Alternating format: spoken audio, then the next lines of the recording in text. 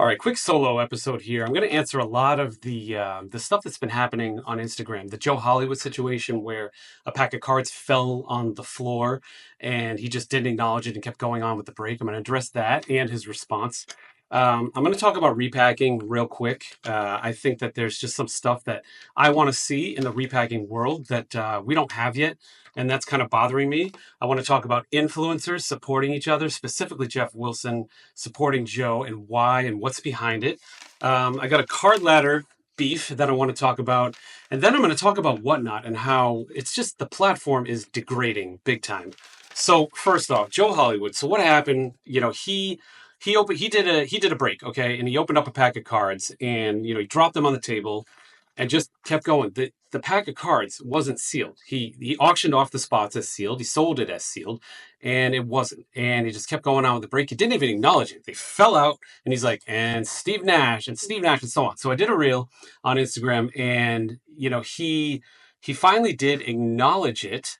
But the problem is, he did like a video on it, but it you know it was pretty awkward. It tells me that he spent a lot of time like really thinking about this. It took a lot of his energy, and he's like, oh, it was hour 23 of a 24-hour show.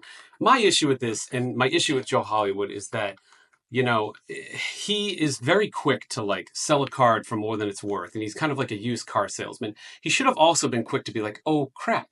And the fact that he didn't react to that makes me wonder what else he isn't reacting to. So that's a problem I have. And then the lack of acknowledgement. Don't run such a long show. If you're going to be half asleep and cards fall out of a pack, and it's literally, you can't even open the thing, and you just continue, that's a problem. Don't run a break that long and fix it. So I'd like him to change. I'm done picking on him, but I think that he needs to run his operation a little tighter. Maybe don't run a show that long, and actually look at like what you're doing and acknowledge it when something weird is happening. Otherwise, it just looks very suspect.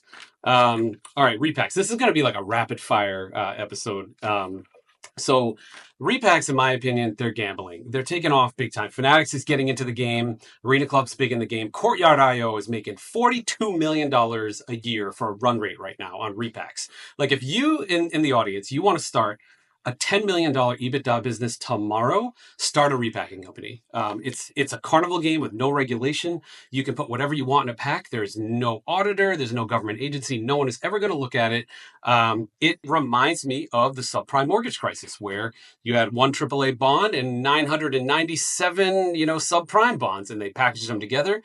Everything was fine because the market was liquid, and we had liquidity that could support that bubble, right? But eventually the music stops. And in the sports card world, if that liquidity stops, this thing is going to cascade down. All of a sudden, the comps are going to be lower that the repackers are seeking, and it's just going to affect everything. It'll be a house of cards that just completely crashes.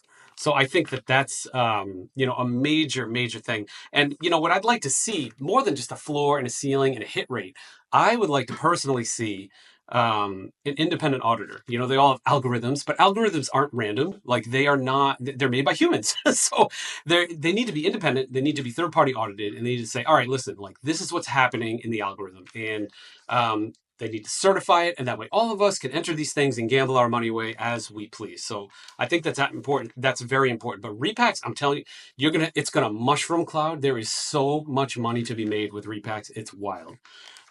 Let's talk about supporting influencers. So when Joe Hollywood came out, the first thing that happened was Jeff Wilson defended him, and he said, all right, Joe Hollywood, he's a great guy, and I believe him on this one. You have to remember that Jeff Wilson has a massive agenda, okay? His Cards HQ business, I guarantee you over 50% of that business plan relies on online selling to support it. Going on Whatnot and getting like a 50% margin on cards under $20 because people are just paying, they don't even care, right?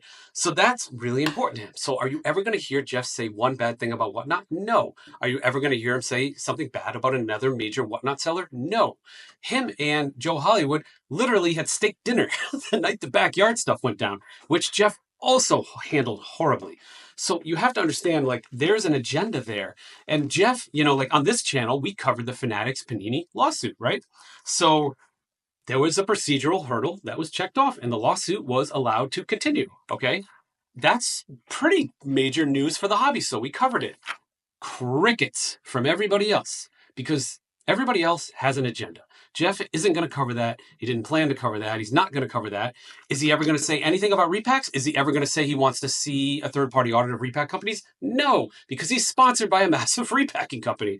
So you have to understand this space is the Wild West, okay?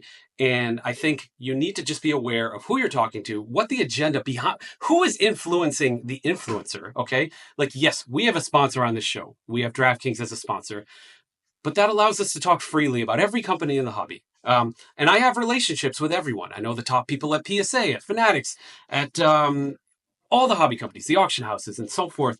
But we still talk critically about them because I think that that's important. You can't be silenced, all right?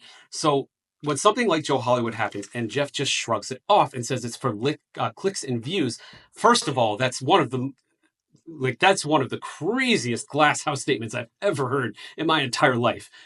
Where Jeff is actually saying, like, he's casting stones about likes and follows, like he is the biggest clown of that ever.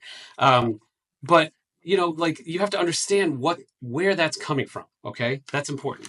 I want to talk about a comp that didn't happen. So Card Ladder, we're using Card Ladder as like the god of market comps, right? So Card Ladder is supposed to accurately report card sales. Private sales, not private sales. They didn't report one. We had an $80,000 private sale of a Bowman First Superfractor. I'm going to mess up his name. It's Jack Caglione. Valor Sports Cards pulled it. No fanfare, no data entry into Card Ladder because, again, it's like everybody has an agenda. This place is just a cesspool. This whole hobby is like a cesspool. It's just clicks and kickbacks and back rubs and whatever the hell else goes on between certain people. And I'm so happy now. Like, I'm so happy that this channel has grown and my following on Instagram at Boston Card Hunter has grown. We can pierce these clicks and actually get some transparency in the hobby. So that's what I'm hoping. So Card Ladder, if you're watching this, please add that. That is an actual sale that can be verified. Reach out to Valor Sports Cards if you want to.